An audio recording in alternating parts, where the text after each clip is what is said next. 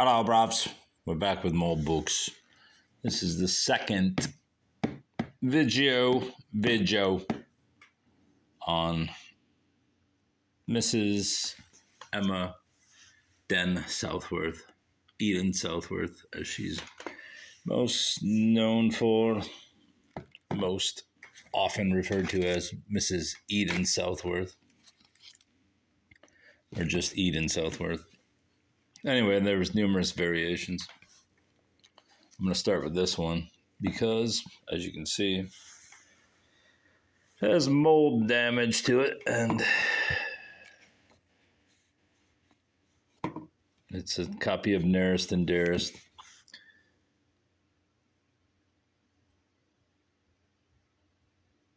I was wondering if this one is the same as the woman who appears on this one. Let's see. I would say very possibly it is the same woman. It's hard to tell.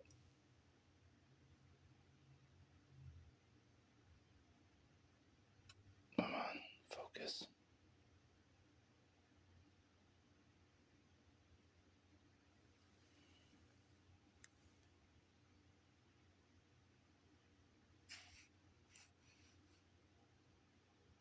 Wonder if these are the same edition. That's A.L. Burt, and that's A.L. Burt. I'm going to say they are the same woman, but who knows. Anyway, I'd still like to somehow find out who the models were for A.L. Burt. But back to this book. Nearest and Dearest. This is obviously a 1909 A.L. Burt reproduction, when Charlotte Southworth Lawrence, the daughter of Eden Southworth, began publishing them, reprinting them 10 years after her mother's death. As I've stated previously, Molly, what's that? Heupel? Stella Robinette. So yeah, just a romance. Like most of these are romances, but this one's obviously got some damage to it. I'll use this one for my reading copy. I'll probably come down with black lung or something from doing it. Maybe I'll do this book next, but either way, I'm going to keep it segregated from the others so it doesn't infect it with its moldy essence. Probably should put it in a plastic container. The Bride's Fate. It's a lovely looking book. I believe this may be Trade Publishing Company. What year? No, it is intended for the changed brides. It is intended that the changed bride shall be read in conjunction with the Bride's Fate, which forms the segue to this romance.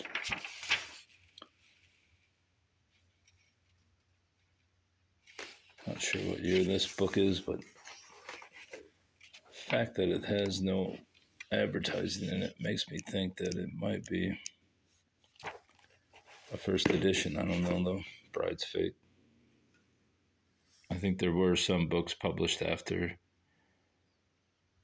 Southworth's death, which were not published during her lifetime.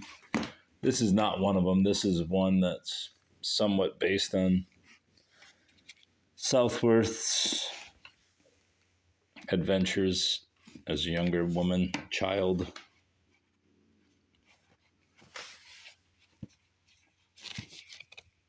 Capitola's Peril, which is a great name for the character, since Southworth was from the capital state of Washington. I don't know how many copies of these pictorials I have. I think this is this one? I can't remember. Donahue. I think they're published in the early 1900s. Have this full page, full cover sticker added to it. Ishmael. This one, I believe, is an early edition. You can't really see. It's really dark. I mean, you can see there's some like ivy or something on there. I don't know, flowers,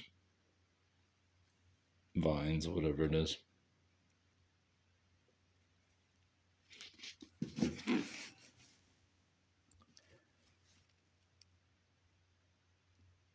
Ishmael or In the Depths. I was wondering if that one book, Ishmael, I think it's by Daniel Quinn, was part of this, or was based on the same person, Ishmael.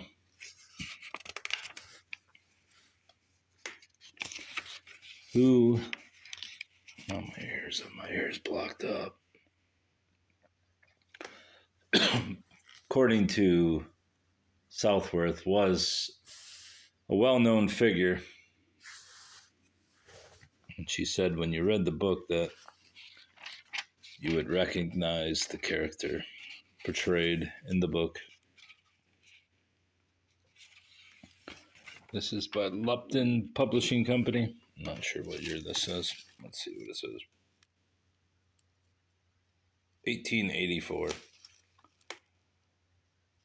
Don't recall exactly when Ishmael was published. I probably should have it all drawn up, but this may be an earlier edition anyway.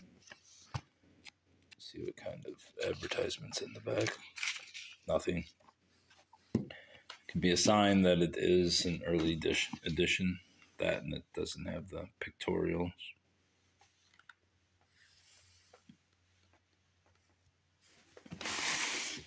Obviously a later edition of Ishmael.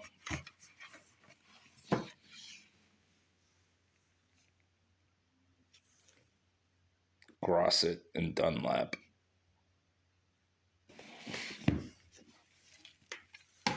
Robert Bissell. It's weird that I found 2 books in the last week, I think, that have the name Bissell in it.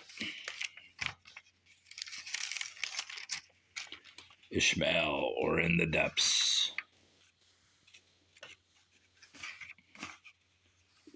Preface: this story in book form has been called for during several years past, but the author has reserved it until now.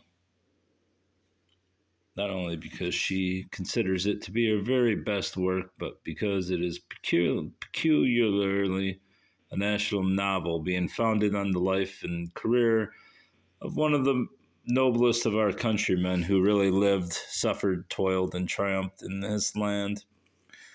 One whose inspiration of wisdom and goodness were drawn from the examples of the heroic warriors and statesmen of the Revolution, and who, having by his own energy risen from the deepest obscurity to the highest fame, became in himself an illustration of the elevating influence of our Republican institution. In the depths, he was born indeed, in the very depths of poverty, misery, and humiliation. But through heaven's blessing on his aspirations and endeavors, he raised himself to the summit of fame. He was good as well as great. His goodness won the love of all who knew him intimately. His greatness gained the homage of the world. He became, in a word, one of the brightest stars in Columbia's diadem of light. His identity will be recognized by those who were familiar with his early personal history, but for obvious reasons, his real name must be veiled under a fictitious one here. His life is a guiding star in the youth of every land to show them that there is no depth of human misery from which they may not, by virtue, energy and perseverance rise to earthly honors as well as to eternal glory. According to Southworth, many of the characters in her, or many of the stories in her books, were based on real people. This is another copy of the Haunted Homestead, which I'm currently reading on this channel. No, it's out there. Love's Bitterest Cup by Mrs. Southworth. As we've seen the pictorial previous. It's another A.L. Burt. Don't want to open these books and explore them at all for obvious reasons. I want them to be a surprise to me as well as you, dear fools. Love's Bitterest Cup.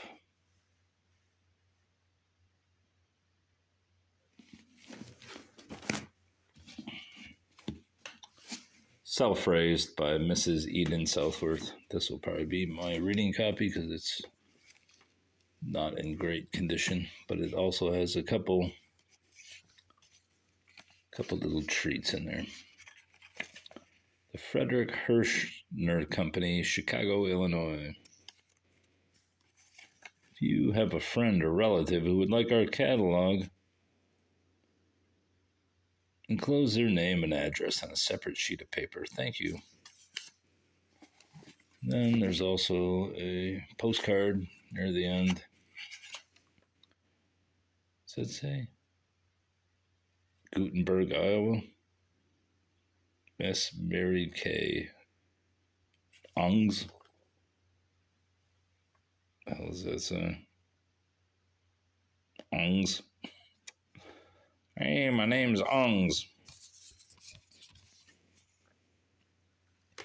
Dear Kay, just a few lines. How did you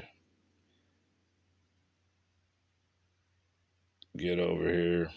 What does that say? Over?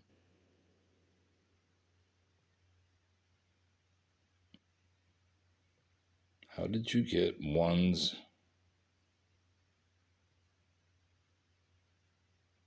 Sunday night? Oh, how did you get over Sunday night? Boy, I really had a time. They came in. What's that say? They came in, page 14. What the hell does that say?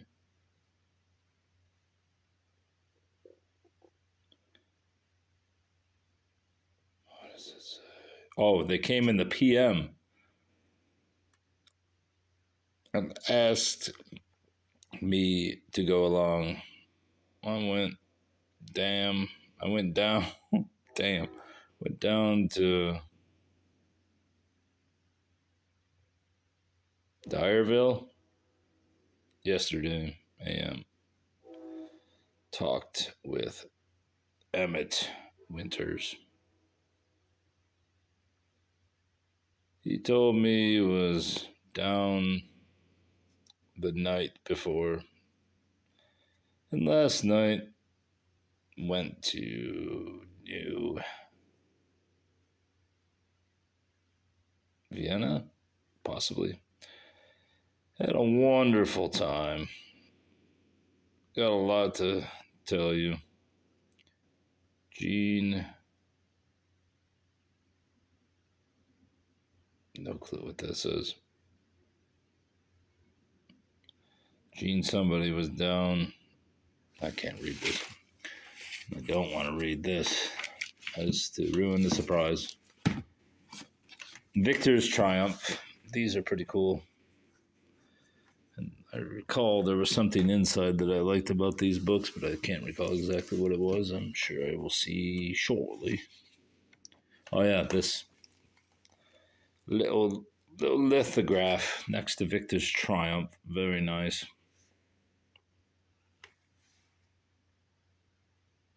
Princess Diana.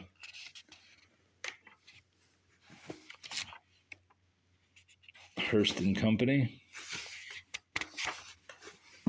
No indication. It's really weird that there's not many of these books that have a book label or anything inside them. It's inside here.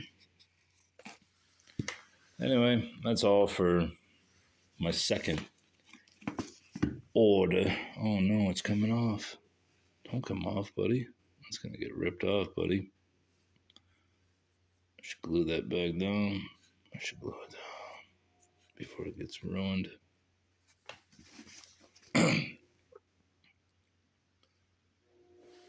Anyway, that's the second round. I still have probably, I just ordered 5 more.